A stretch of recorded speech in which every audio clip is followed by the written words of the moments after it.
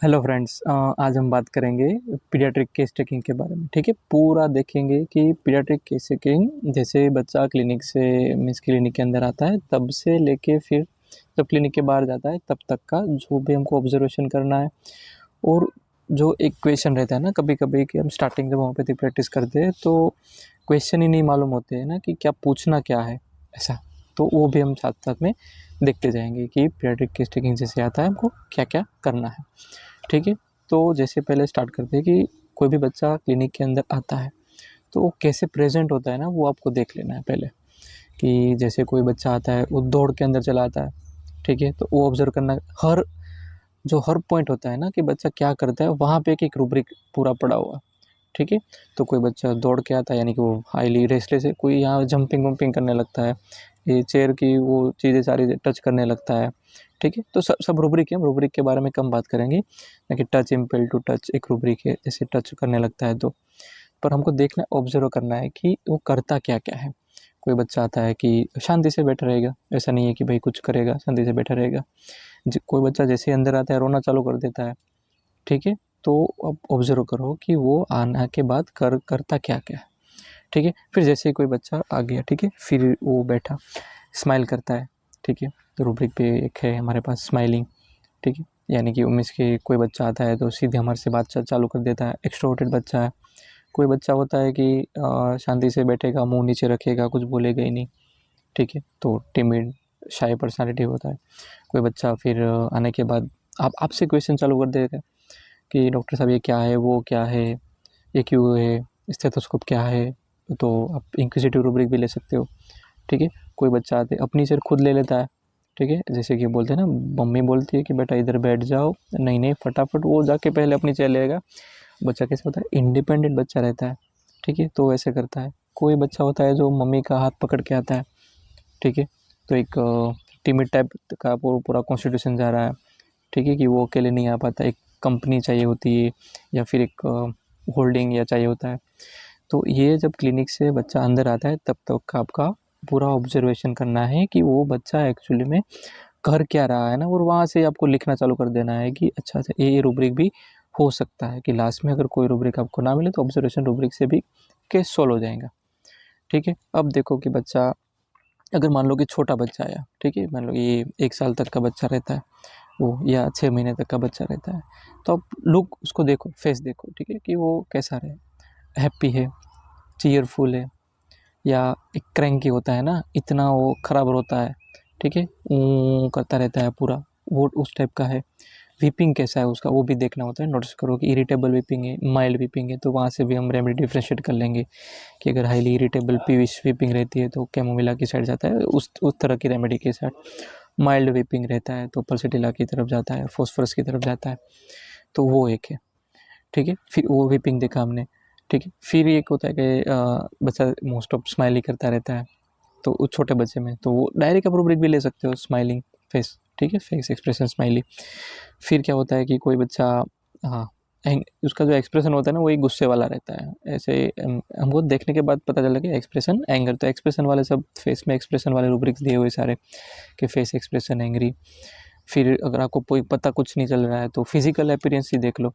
ठीक है, कि आपको कैसा दिख रहा है, कोई बताए ना ओबेस दिख रहा है, फैट फेबी, वो वाला बच्चा। ठीक है, हाईली एक डेलिकेट स्किन वाला बच्चा, स्किन देख लो कि ड्राई है, रफ है, ऑयली स्किन है।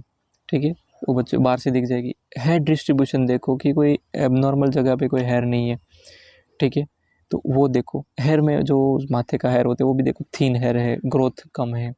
वो सारे रूब्रिक दिए हुए हैं जो ऑब्जर्वेशन से हमको पता पता कर सकते हैं कि ये ऑब्जर्वेशन रूब्रिक हम, कोई भी रूब्रिक अगर केस में ना मिलता है तो ये रूब्रिक आप लेके भी पेशेंट को ठीक कर सकते हो।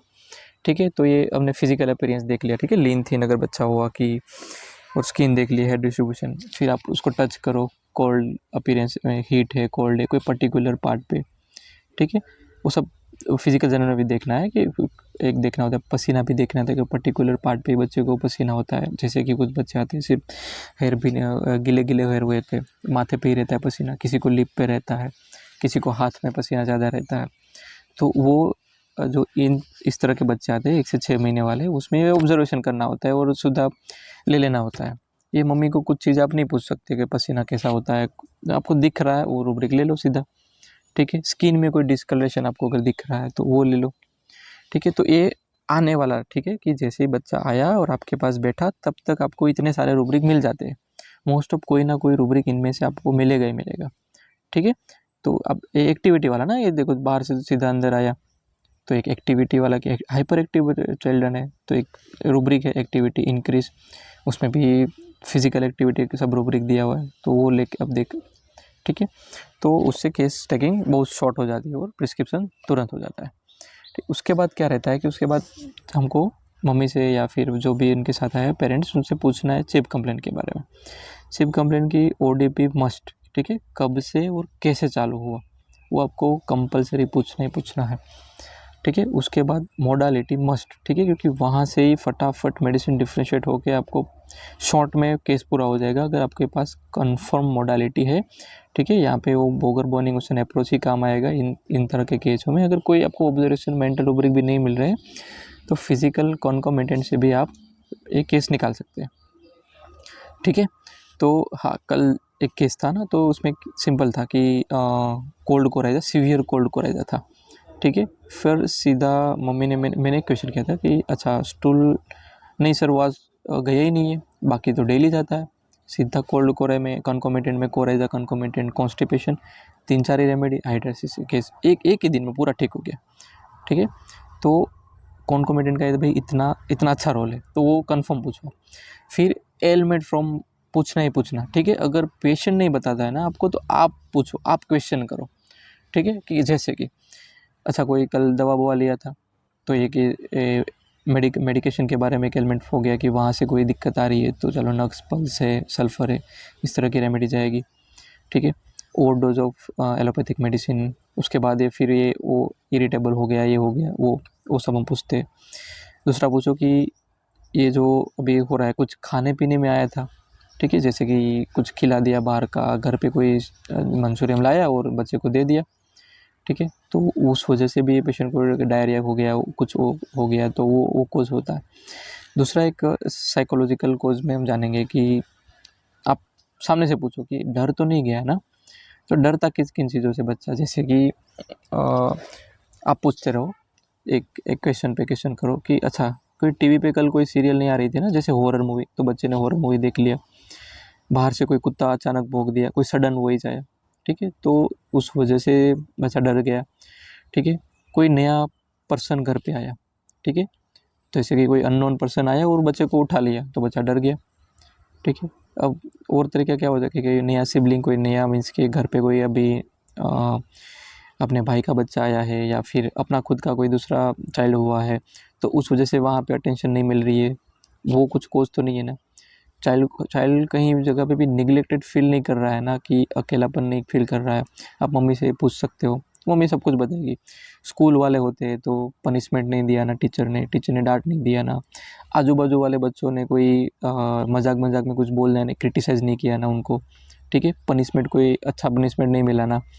और एग्ज़ाम का भी पूछ लो कि एग्ज़ाम कुछ अभी कोई रिसेंट कोई एग्ज़ाम चली थी, एग्ज़ाम फियर हो सकता है, या एग्ज़ाम के बाद का भी कोई रिजल्ट अभी नहीं आया, रैंक कम आ गया, तो इस वजह से भी बीमारी आ सकती है। तो आप ये पूछो, आप सामने से पूछो, तो ये अभी कोई मम्मी डायरेक्ट नहीं बता पाती है कि भाई अच्छा ये भी कोज होम्योपैथी में होता है, ठीक है, पर हमको पता है तो हम सामने से पूछ सकते हैं कि आप क्वेश्चनरी करो, ठीक है। तो ये मम्मी बताएंगी हाँ हाँ नहीं नहीं सर ऐसा हुआ था, कल ये कर रहा था तो किसी ने आके उसको मार दिया था, तब से उसको बुखार आ गया, ठीक है, तो यहाँ पे हमको हेलमेट मिल गया है, तो आप क्वेश्चनरी करो, ठीक है।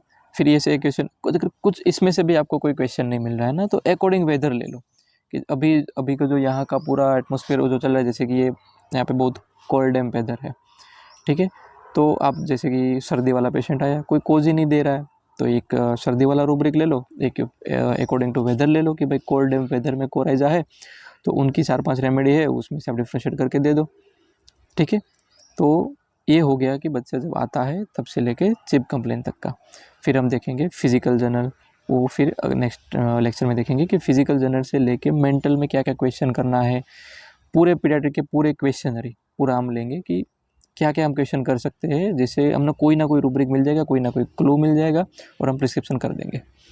ठीक है। So thank you so much.